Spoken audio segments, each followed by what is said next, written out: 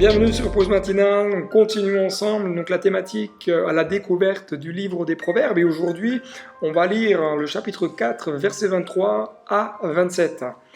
Garde ton cœur plus que toute autre chose car de lui viennent les sources de la vie, écarte de ta bouche la fausseté, éloigne de tes lèvres les détours, que tes yeux regardent en face et que tes paupières se dirigent devant toi, considère le chemin par où tu passes, et que toutes tes voies soient bien réglées, n'incline ni à droite ni à gauche, et détourne ton pied du mal. Le plus important, chers amis, je crois que c'est de veiller. Veiller à ce que notre cœur ne soit pas affecté par ce qui est extérieur, ne soit pas affecté par tout ce qui pourrait nous éloigner de Dieu. Nous devons, chers amis, veiller à ce que notre cœur soit protégé. Et cela peut paraître peut-être un peu difficile à comprendre, le fait de dire mais comment est-ce que je peux protéger mon cœur? Comment est-ce que je dois veiller à ce que mon cœur ne soit pas affecté ou infecté par des choses qui sont extérieures? J'aimerais te dire que la réponse se trouve dans le texte. Et c'est ensemble que nous allons découvrir les différents éléments qui composent cette réponse. Tout d'abord, en écartant de notre bouche toute fausseté. Je pense que le texte est assez clair avec lui-même, il n'a pas besoin forcément de plus d'explications. Deuxièmement, en éloignant de nos lèvres les détours. Ces textes-là nous invitent à être vrais avec Dieu, mais aussi à être vrais avec nous-mêmes et à être vrais avec les autres. Parce que la fausseté ne fait pas partie du cœur de Dieu. La fausseté ne fait pas partie de la pensée de Dieu. La fausseté ne fait pas partie de sa volonté. Dieu est un Dieu de vérité. Et il désire que nous soyons comme lui, c'est-à-dire vrais.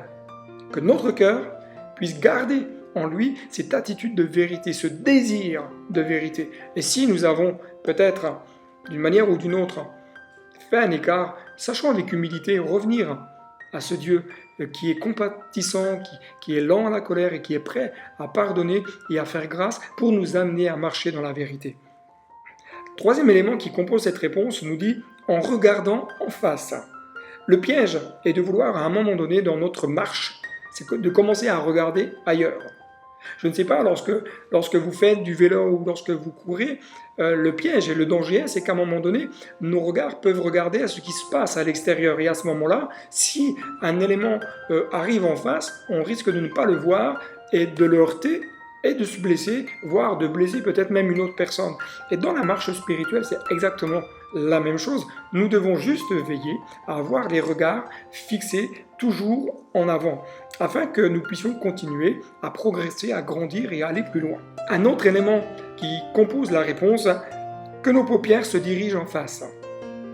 Les paupières sont l'organe de protection pour les yeux. Et si les paupières sont dysfonctionnelles, ce qui va être impacté, touché, voire peut-être même blessé, ce sont nos yeux. Et si nos yeux sont blessés, notre vue, forcément, elle sera amoindrie. C'est pour cela que le livre des Proverbes nous dit mais que tes paupières se dirigent en face, qu'elles puissent toujours avoir cette fonction qui leur a été donnée, c'est-à-dire d'humidifier tes yeux, de les protéger face à toute l'agressivité qui peut venir de l'extérieur.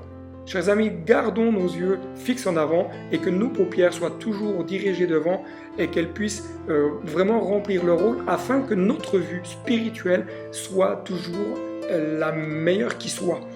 Et un dernier élément qui compose cette réponse, considère le chemin par où tu passes. Je crois que Dieu nous conduit, et ça je sais que vous le savez aussi, Dieu nous guide, Dieu nous fait passer, il trace des chemins. Cependant, le texte nous dit ici, et nous invite à considérer le chemin par lequel nous passons. Et cela m'amène à dire, mais pourquoi le texte nous dit cela? Tout d'abord, pour que nous soyons sûrs que le chemin que nous avons emprunté est bien celui que Dieu nous demande de prendre. Il arrive parfois que nous pensons être dans la bonne direction et que nous nous sommes trompés. À ce moment-là, il faut faire demi-tour ou prendre un embranchement pour rejoindre la bonne direction.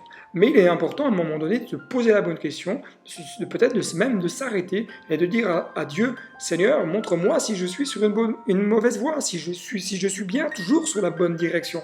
Viens m'éclairer, viens me guider. Deuxième élément, pourquoi? C'est parce que pour que nous puissions veiller aux pièges et aux embûches qui peuvent joncher le chemin sur lequel nous avançons. Notre vie, nous le savons, n'est pas faite d'un chemin goudronneux jusqu'au bout, jusqu'à l'arrivée. Il va être temps parfois de terre, parfois de gravier, parfois avec des grandes herbes, parfois tout cabossé, parfois plus aplani. Et même si la Bible nous dit que Dieu aplanit notre sentier, cela ne veut pas dire qu'il n'est pas dénué de difficultés, d'embûches, de nids de poules. L'ennemi lui essaiera toujours de tout faire pour que notre pied chute. C'est pourquoi nous devons veiller, en tout cas à voir sur quel chemin nous sommes, de façon à éviter tous les pièges que l'ennemi essaye de parsemer tout au long de notre chemin. Un dernier élément, pour que notre marche soit juste et droite. Ça, c'est l'objectif. L'objectif pour que notre marche soit juste et droite. Le psalmiste va dire au chapitre 84, verset 6, « Heureux ceux qui placent en toi leur appui, ils trouvent dans leur cœur des chemins tout tracés. » Lorsqu'on place notre confiance en Dieu, lorsqu'on place notre appui en Dieu, on trouve les chemins tout tracés. Les chemins que Dieu nous donne, ce sont des chemins tout tracés, je dirais peut-être même balisés, afin que nous puissions savoir quelle direction prendre, où aller, et ne pas nous tromper. C'est pourquoi, chers amis, c'est à nous de veiller à ne pas nous détourner des chemins que Dieu a tracés et aplanis pour notre existence. Le proverbe nous dit « Garde ton cœur plus que toute autre chose ».